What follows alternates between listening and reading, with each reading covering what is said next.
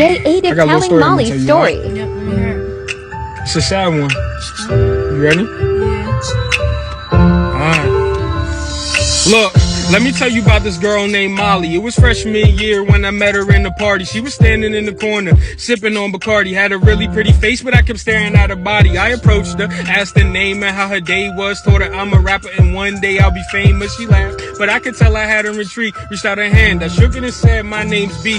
Asked where she's from, she replied with New Hampshire. Said she grew up with 2 brothers and a hamster. Major was English, but she wanted to be a dancer. Said she's having God problems, and I told her I'm the answer. She said, okay, here, take my number. Princess Molly is what she saved it under. I thought it was the start of a lifelong bond. I wish back then that I knew I'd be wrong.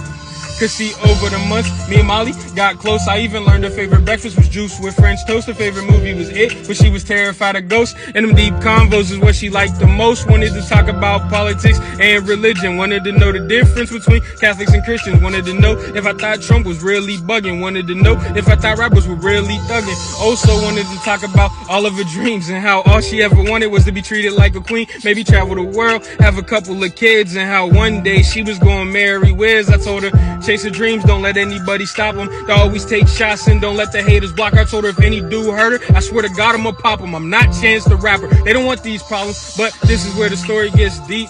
Molly fighting her uphill battle, that shit was steep. She never told me about her father or the abuse. She never told me how her uncle raped her when she was 2. See, her whole life dudes did nothing but play her.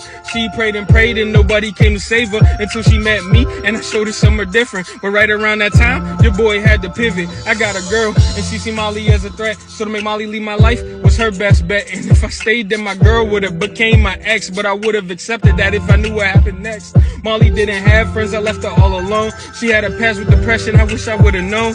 One day Molly decided she had enough. The Reaper standing at her door and she couldn't call his bluff. Before she went, she did one last thing, and that was write a letter to me.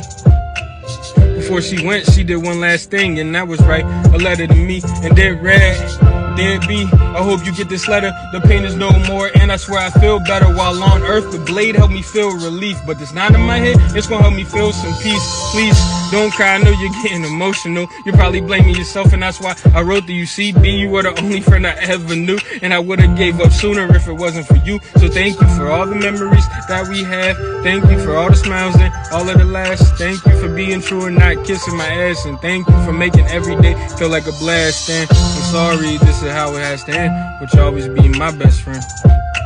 I'm sorry, this is how it has to end, but you'll always be my best friend. Love, Molly. Love, Molly. Love, Molly. That shit was deep. That's gonna touch some people. You fucking with that? Yeah, that's...